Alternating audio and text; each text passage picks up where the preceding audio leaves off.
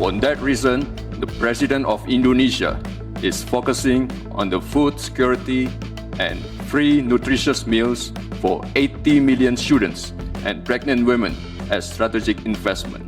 Bakal pidato lagi di KTT G20 Afsel. Pakai bahasa Inggris lagi. Gibran, tunggu aja nanti, ujar Wakil Presiden RI Gibran Rakabuming di Johannesburg, Afrika Selatan, Minggu, 23 November 2025. Jelang pidato ketiganya dalam forum konferensi tingkat tinggi, KTT G20 di Johannesburg Expo Center, Nasrec. Rencananya, Gibran akan menyampaikan pidato tentang isu kecerdasan buatan, Artificial Intelligence AI, serta mineral kritis, sebagaimana arahan Presiden RI Prabowo Subianto. Wartawan Tribunnews.com, Taufik Ismail, melaporkan langsung dari lokasi acara saat Gibran bersiap menuju KTT G20.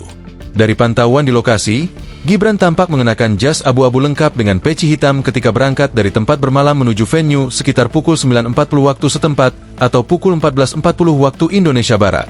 Ia dijadwalkan berpidato pada urutan ke-17.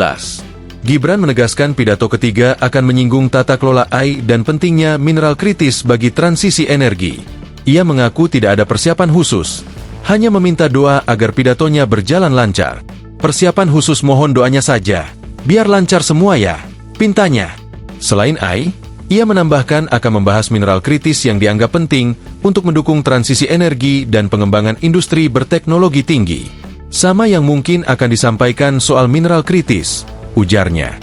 Pidato putra sulung Presiden ke-7 RI Joko Widodo, Jokowi, ini akan menjadi sorotan publik, sebab pada 2 sesi sebelumnya di forum internasional, ia untuk pertama kalinya tampil menggunakan bahasa Inggris.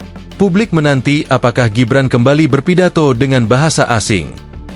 As a forum representing 85% of the world's GDP, the G20 carries a moral duty to lead by example, ensuring that growth and resilience become two sides of the same coin, driving hope, prosperity, and justice for all.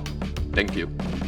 Download Tribun X sekarang, menghadirkan lokal menjadi Indonesia.